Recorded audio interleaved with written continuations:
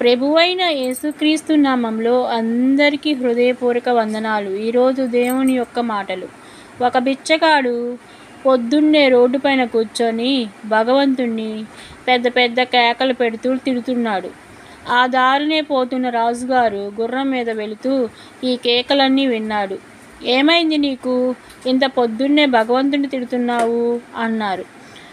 మీకేంటి మహారాజులు, మిమ్మల్ని భగవంతుడు ఒక రాజుగారి కుమారుడిగా పుట్టించారు. మీరు చక్కగా మహారాజు అయిపోయారు.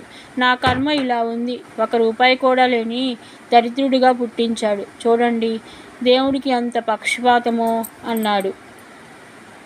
మహారాజు చిరునవ్వు నవ్వాడు. అయితే భగవంతుడు నీకేమి ఇవ్వలేదు, చిల్లి గవ్వ కూడా ఇవ్వలేదు కదా, అంతేగా అన్నాడు. నిజం చెప్పారు మహారాజా అన్నాడు బిచ్చగాడు. సరే అయితే నీకు 10,000 వరహాలు ఇస్తాను, నీ అరచేయి కోసి ఇస్తావా అన్నాడు రాజుగారు. భలేవారే, అరచేయి లేకపోతే ఎలా అన్నాడు ఆ బిచ్చగాడు. సరే నీ కుడికాలు మోకాలు వరకు కోసుకుంటాను, 1,00,000 వరహాలు ఇస్తాను, ఇస్తావా అన్నాడు రాజుగారు. ఎంత మాట! ఆ గాయం మానటానికి ఎంతకాలం పడుతుందో ఏమిటో. ఇవ్వను అన్నాడు బిచ్చగాడు. అన్నిటినీ కాదంటున్నావు, ఆఖరికి అడుగుతున్నా 10,00,000 వరహాలు ఇస్తాను, నీ నాలుక కోసి ఇస్తావా అన్నాడు రాజుగారు. వామ్మో, మీరు నా జీవితాన్ని అడిగేస్తున్నారు. ఇవి లేకపోతే నేను ఎలా జీవింతును అన్నాడు బిచ్చగాడు. ఓహో, అయితే నువ్వు పేదవాడివి కాదనమాట.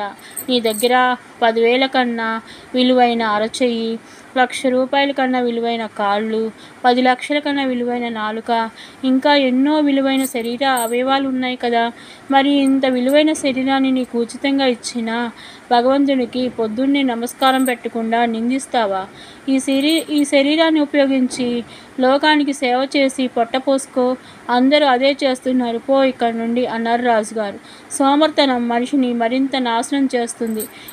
ఎదుటివారిని చూసి ఎడటం కాదు, ఆ విధంగా పైకి ఎదగటానికి కష్టపడి పనిచేయాలి. అటువంటి ఆలోచన మనసులో బలంగా ఉండాలి. మంచి ప్రణాళిక సిద్ధం చేసుకోవాలి. అంతే తప్ప కష్టపడటానికి సిగ్గుపడితే జీవితం నాశనం అవుతుంది. సోమర్తనం మనిషిని మరింత చెడ్డ వ్యక్తిగా మారుస్తుంది. జీవితంలో గొప్ప వ్యక్తిగా వెతకటానికి కృషి చేయాలి. నీలోని సోమర్తనాన్ని విడిచిపెట్టి ప్రభువుని నీ మనసులోకి ఆహ్వానించి జీవితంలో ముందుకు సాగిపోండి. ప్రభు పేరిట వందనాలు, శుభాలు, దైవాశీస్సులు.